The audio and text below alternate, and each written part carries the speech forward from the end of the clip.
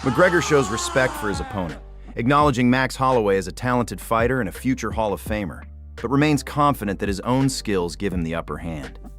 You're going to see mastery, a master at the martial arts at work. Yes, Holloway fought Volkanovski 3 times. I watched some of the bouts. I watched the bouts at the time, and then I watched the most recent one only the other day. I've taken some good things from it for sure. So there you go, two good fighters, 2 lesser fighters to the Mac, and I'm going to prove that here on Saturday night. Conor McGregor acknowledges the demanding nature of fight week, admitting the mental and physical toll, even with his experience. Still, he prioritizes preserving his octagon intensity, channeling that energy rather than turning to therapy or introspection during this critical window. Fight night, fight week, and God willing, I'm back here next week and the week after. How many weeks is in a year? 54. There you go. I could fight every week if it's a go. Before the injury, I had maybe 3 within the year. People don't recall that. And yeah, now there you go. I plan on getting busy here. The arena, right? I'm the one that's making the walk, so I'm the one who's pushing for it and campaigning for it. I'm sure that is the case. Now, I've said my piece with the Ultimate Fighting Championship and their staging of my bouts, and they've said their piece, and it's kind of fallen on, let's let it happen on Saturday night and let's talk. And I'm fine with that. I'm absolutely fine with that. Conor McGregor discussed his mental approach to camp. He aims for openness while preserving the venom and fire vital for peak performance. McGregor characterizes this as balancing intense focus with genuine joy, explaining he feels in a flow state approaching the fight. Everything that comes with fight week, I know you've talked about this before, that it is taxing, it is exhausting, but you're used to it, but now here you are and you're in it, and you have lived such a crazy experience, a unique experience, that people want to hear about it. Yeah. How much of yourself do you want to share at this point in your career? Well, it's fight week. I won't be getting on a therapist's chair on fight week, do you get me? Yeah. So I need to keep that fire and that venom. Literally, that is what it will be. It will be venomous inside this octagon. And, I'm an open book. What you see is what you get with me. I always try and speak my truth, and, at the best of me, I try and encourage others and inspire others and motivate others, and that's kind of what I'll do, without getting too much into anything soppy or anything, I'll keep that fire in my belly. Conor McGregor is issuing a final warning to Max Holloway ahead of their highly anticipated rematch, making it clear that there will be no safe haven for him once they step inside the cage. The prediction is going to be a good bout. Tune in. 29, the Mac is back. I'm coming in hot, fast and heavy and ferocious. You don't want to miss it. Let's go. Conor McGregor believes he's the greatest featherweight of all time and is frustrated at being overlooked in certain ranking discussions. He sees his upcoming fight as the ideal opportunity to showcase his skills and put the debate to rest. Prove my level. I have many things that I've taken in this camp that have been fuel to my fire. One, the greatest featherweight of all time, or this ranking system of the greatest featherweights, that I'd beaten these men and hadn't been in the list. How have I beaten these men easily and handily, and yet be kept from the list?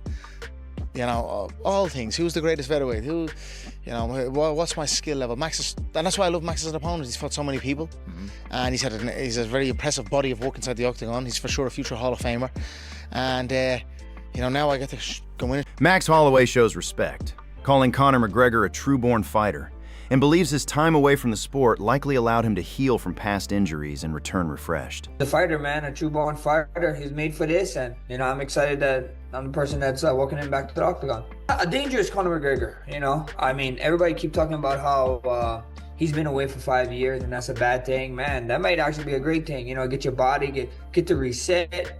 The man got a lot of money. I'm sure he's doing the right things at the right time. I know we saw a lot of bad media stuff on him, but they're not following him around 24/7, so you don't know what he's doing every second. And I can compare it to that, not in the craziest way, but I play video games, and everybody thinks, I play video games for 2 hours, that I need to go train. I'm like, bro, come on. But at the end of the day, I think there's 2 sides to the story, and I think I'm gonna see the best Conor McGregor there is, man. McGregor states he feels genuinely comfortable at welterweight, insisting the added size and weight haven't slowed him in the slightest. He describes himself as operating at maximum potential, seeing the move up as an advantage rather than a compromise. This confidence in his conditioning, McGregor believes, makes him more dangerous than ever. He's at welterweight, but you get what I'm saying. I beat these men handily, absolutely easily. And yet I go on my career, and you listen to this, that these men are better than me in the featherweight division, even though I beat them. So, you know, that was motivation for me in the camp, fuel for me in this camp, for sure. I'm excited to compete here at welterweight also. You know, I feel good at this weight. I've had some excellent performances in the welterweight division. Saturday night's going to be another one. Look, styles make fights. It's not a good matchup for him. It's not a good matchup for him. He's a good fighter. He's not a bad fighter. He's not on the level of the Mac. Comment below who wins Conor McGregor or Max Holloway. Don't forget to subscribe and turn on the bell. I'm still under 1,000 subscribers and I upload new MMA videos every day. Now let's get back to the news. According to Michael Bisping on The Challenge, Holloway presence. Max Holloway poses a significant threat to Conor McGregor in a potential return bout. Bisping cites a key aspect of Holloway's recent performances, notably his victory over Justin Gaethje, as the factor that makes this matchup particularly tough to predict. Now, in that 5 years where Conor's been away, Max Holloway has been fighting the very best talent that is available, the best fighters in the world, and oftentimes beating them. Like, for example, his last fight, or his last victory, should I say, was against Dustin Poirier, the man that beat Conor not once, but twice in a row. Yes, for the BMF, he lost his BMF belt, which he took off Dustin Poirier, but he lost that to Charles Oliveira. Charles Oliveira took him down, okay? Simple as that. Took him down, took his back, right? Tried to choke him out. No shame in that. But Conor McGregor isn't going to do that. He hasn't got that kind of style. Cody Garbrandt praises Conor McGregor's lasting impact on the sport, noting the authenticity of his determination to return to the cage at this point in his career.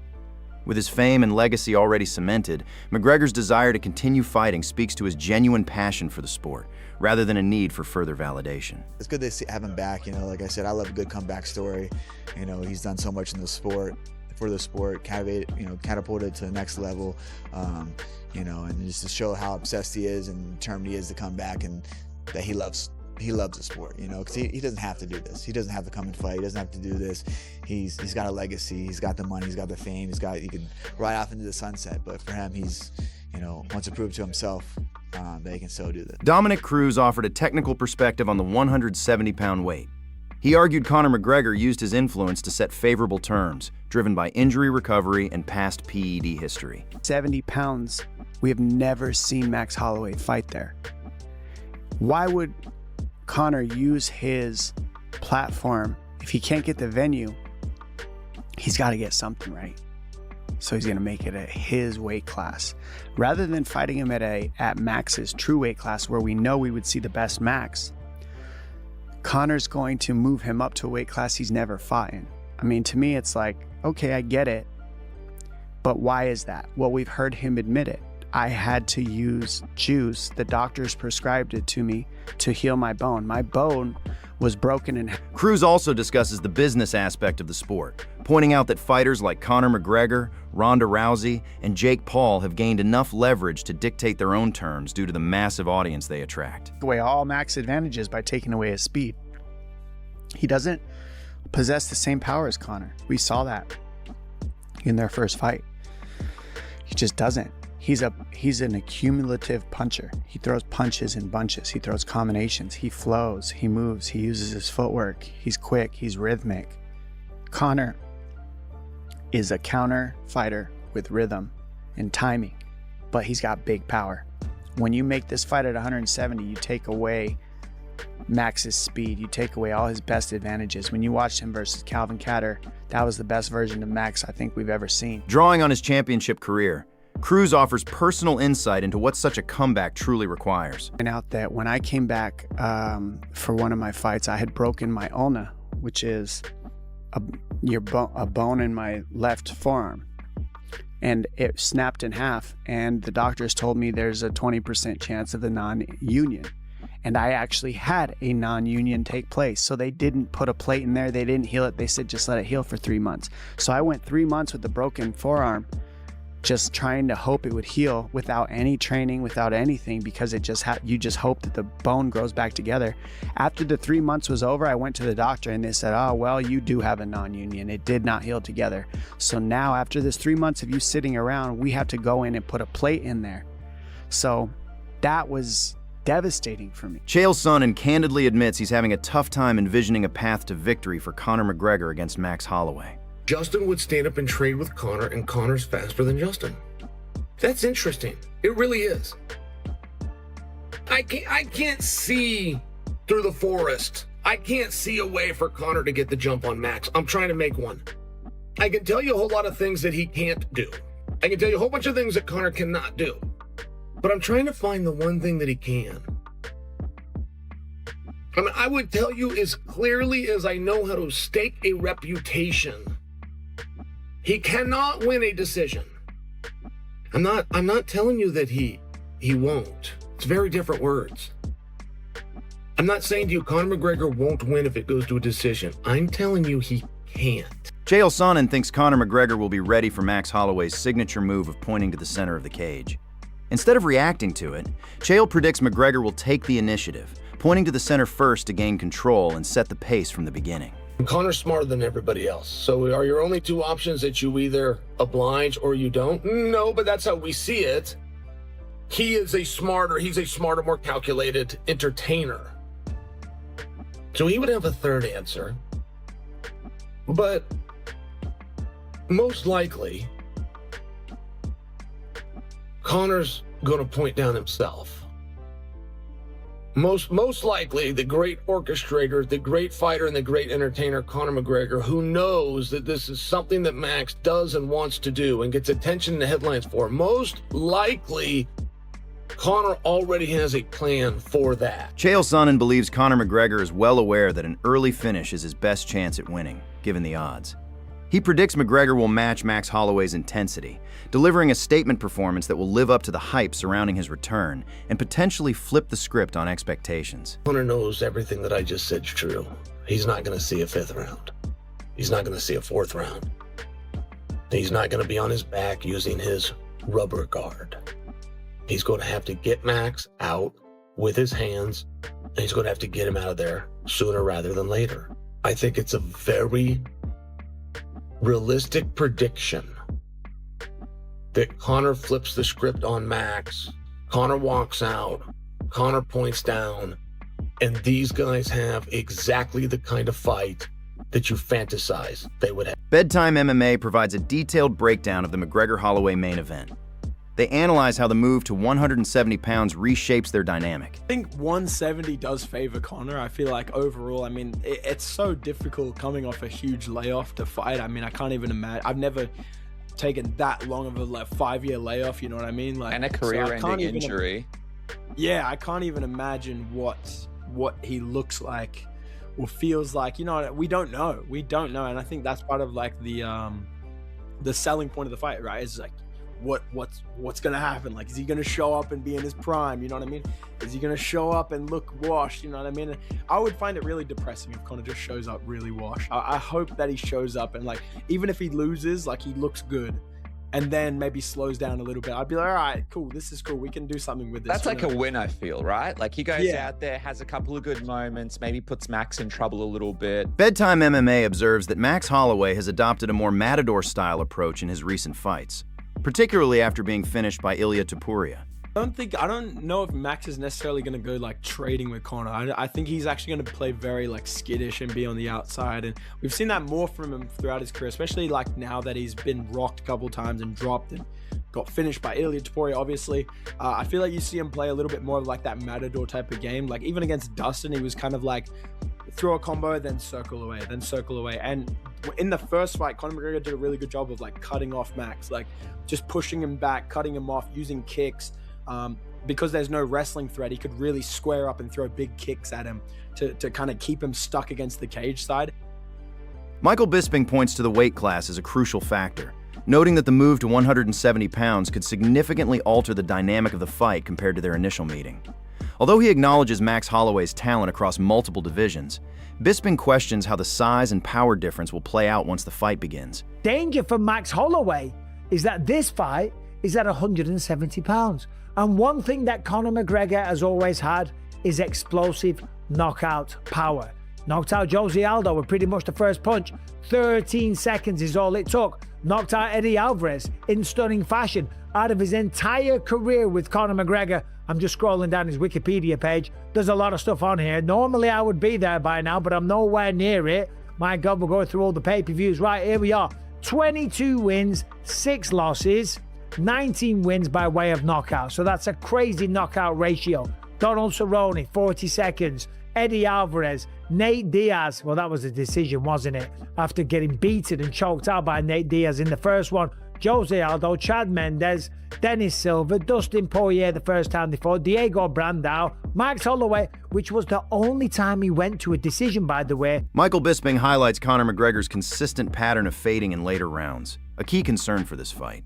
If he gets out of the first round and he goes to the second and the third round, Conor McGregor was never a cardio machine. He was always a guy that tended to fade in the prime of his career. And if he struggled going into the later rounds in the prime of his career when he was coming up, he's certainly going to struggle now when the man's pushing 40 and he hasn't fought in 5 years. Has he trained hard for this fight? Of course he has, 100%. Has he pushed himself harder than what he was doing in 2013, 14, 15? I don't know. I don't know if that's even possible when you have accumulated all the wealth, when you've knocked it out the park, when you've conquered the game already. Do you still have to train quite as hard, right? Because if he has done, then maybe. But even when he was, because he had to have been back in the day, he still got tired the longer the fight went. Bobby Green is set to debut his custom UFC shorts this weekend. The UFC has released footage of Green's reaction to seeing his personalized shorts for the first time, and he appears thrilled with the design. Here we go, here we go. Oh, wait, we got one more, we got one more. Yeah. Let's go. They here. It's about time. Shoot. 14 years of working my ass off, punching and kicking, and they finally here. Got the rags. I didn't think y'all was gonna let me have them, but y'all did it just for me. This is an honor. Thank you guys so much. I'm very appreciative. I couldn't ask for anything more. Thank you so much. Arman Tsarukyan initially planned to give a truck to Justin Gaethje after a friend won a $5 million bet on Gaethje defeating Ilia Topuria. However, Gaethje declined the gift, prompting Tsarukyan to offer the truck to a fan instead. Tsarukyan has now announced the winner, sharing a video on social media of himself, FaceTiming the recipient. Congratulations.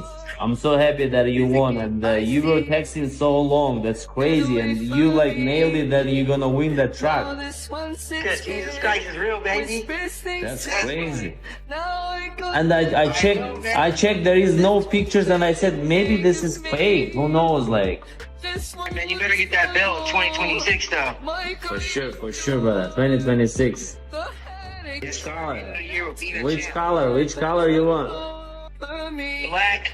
Let's do it. Black or blue? Let's do it. Black, Armenian style, black. Alright, thank you, Arman. No problem. See ya. Thanks for watching. Subscribe and turn on notifications so you never miss the latest MMA news and UFC updates. We upload new videos every single day. Bye.